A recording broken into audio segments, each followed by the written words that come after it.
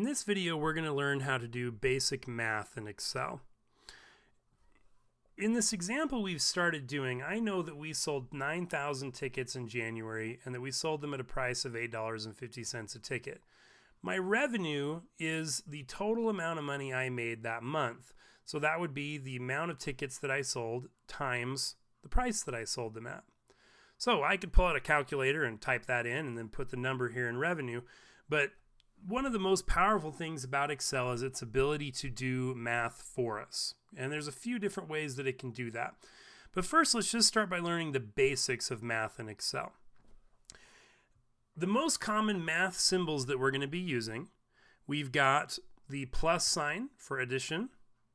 We've got the minus sign for subtraction. We have the equals sign, which is what we'll be using to actually do the formulas, and we'll learn that in a minute. Multiplication is actually the asterisk, so that is Shift 8.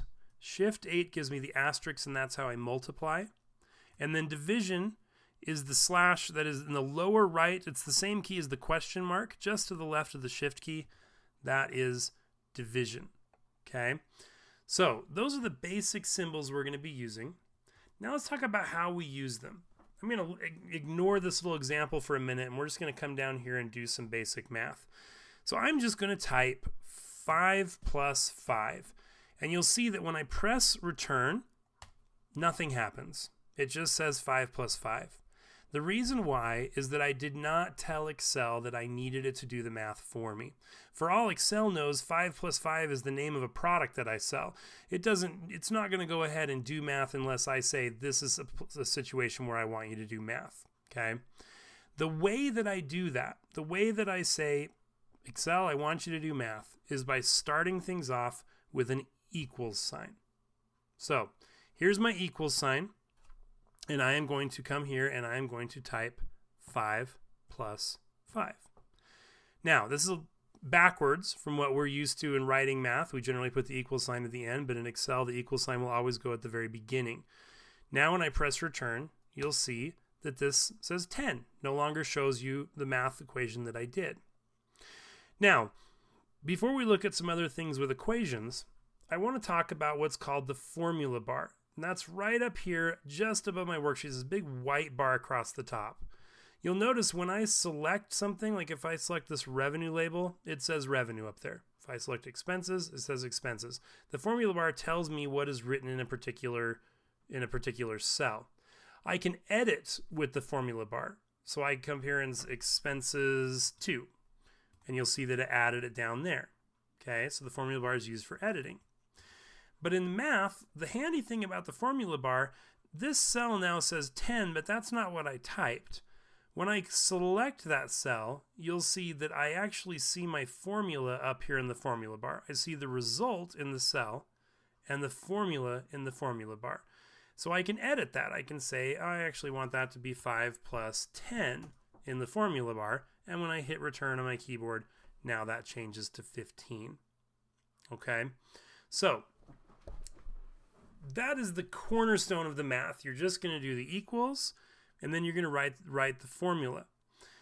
For those of you who know how to use parentheses in math equations, that works exactly the same in Excel also. So if I were to say equals parentheses 2 plus 2 close parentheses times 4, then that tells it to do the 2 plus 2 first and then times it by 4. So this will end up being 4 times 4, which ends up being 16.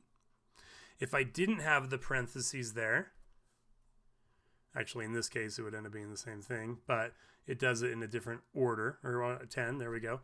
See, in this case, it's saying 4 times 2 plus 2. It's changing the order of the operations, so I get 10. So parentheses can affect the order. Nothing we'll be doing in this course will need that, but just so you know, as you work into things in the future, that can be very handy. So there's my basic math. Now, let's bring my basic math back here to my example.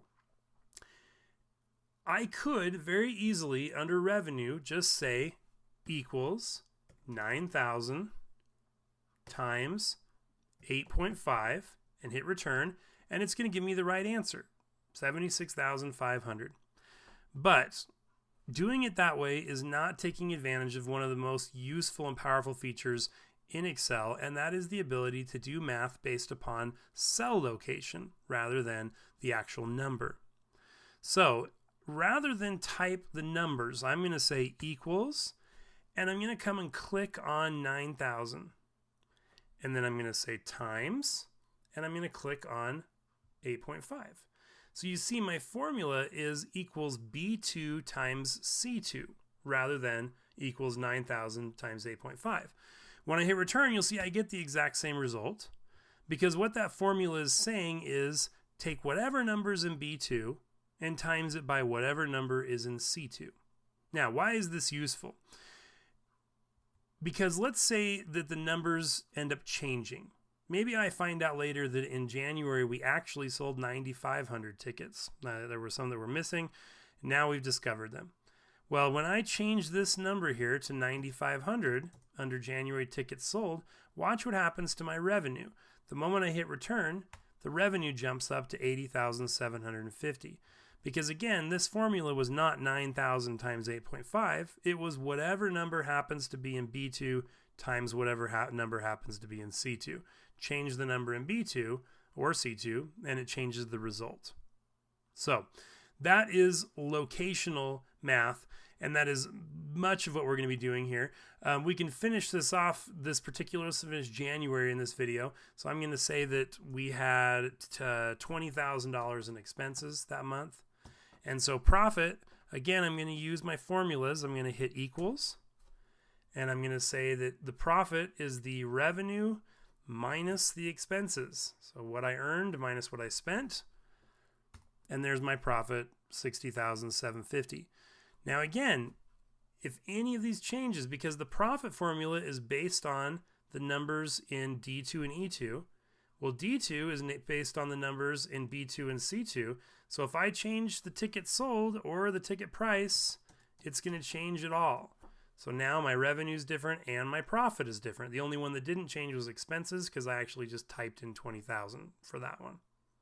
Okay, so that is basic math in Excel. In our next video, we're going to look at copying and pasting these formulas to quickly finish our example here.